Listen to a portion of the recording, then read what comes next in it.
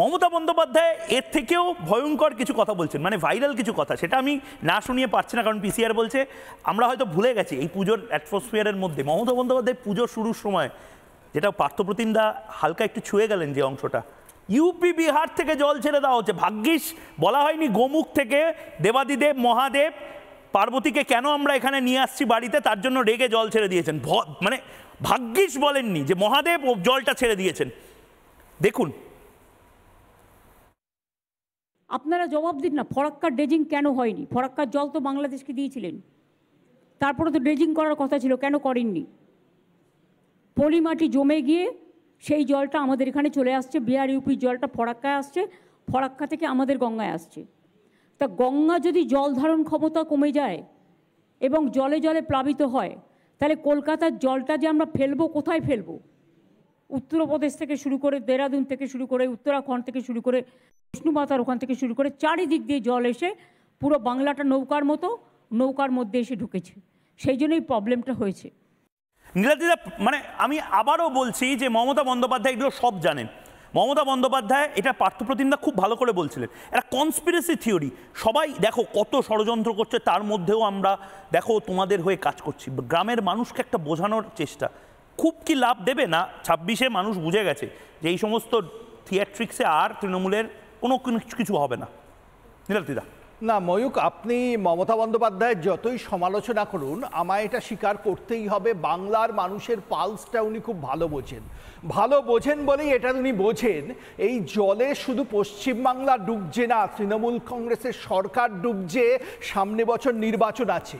উনি বোঝেন কলকাতায় যে 12 জন মানুষ কি 10 জন মানুষ মারা গেল বিদ্যুৎপৃষ্ট হয়ে, সেটা তো আর ডিভিসি করে দেয়নি, সিএসসিও করে দেয়নি, কলকাতা কর্পোরেশনের তার দায়। এর ব্যর্থতার দায় নিয়ে মেয়র ফিরহাদ হাকিমকে পদত্যাগ করা উচিত ছিল। ফিরহাদ হাকিমকে 12 জন মানুষের হত্যার জন্য গাফিলতিতে তাকে গ্রেপ্তার করা উচিত ছিল, কিন্তু মমতা ফিরহাদের বিরুদ্ধে কোনো ব্যবস্থা নিতে পারবেন না, কারণ তিনি বলেই দিয়েছেন যে গরু দুধ দেয় সে লাথি মারলেও তা সহ্য করতে হয়। তিনি ভয় পাচ্ছেন ফিরহাদ হাকিমের মতো মানুষদের বিরুদ্ধে ব্যবস্থা নিলে যারা ব্যর্থ হচ্ছেন, সংখ্যালঘু ভোট তৃণমূল থেকে সরে যেতে পারে। মমতা জানেন একটা তীব্র জনরোষ তৈরি হয়েছে, তিনি যেভাবে বিপর্যয় মোকাবিলায় বারবার ব্যর্থ হচ্ছেন। যে টাকা আসছে এই বন্যা মোকাবিলার জন্য, জল নিয়ন্ত্রণের জন্য, সে টাকা চুরি হয়ে যাচ্ছে, কিন্তু তিনি যদি চুরি করতে না দেন তাহলে তৃণমূলের যে গুন্ডারা ভোট পরিচালনা করে তারা মমতা বন্দ্যোপাধ্যায় একটা কথা বলছেন, অভিষেক বন্দ্যোপাধ্যায় আবার একটা কথা বলছেন। আমি আপনাকে একবার একটু শোনাবো। অভিষেক বন্দ্যোপাধ্যায় বলছেন যে কিছু না বলে টোলে কোঅর্ডিনেট না করে জল ছেড়ে দিচ্ছে। মমতা বন্দ্যোপাধ্যায় কিন্তু স্বীকার করছেন যে কোঅর্ডিনেশনের জন্য ওনারা কোঅপারেট করেন, কিন্তু আবার বলছেন যে দেখো তারপরেও জল ছেড়ে দিচ্ছে। মানে এটা একটা অদ্ভুত, যেন গোটা দেশের সবাই বাংলার মমতা বন্দ্যোপাধ্যায়ের বিরুদ্ধে।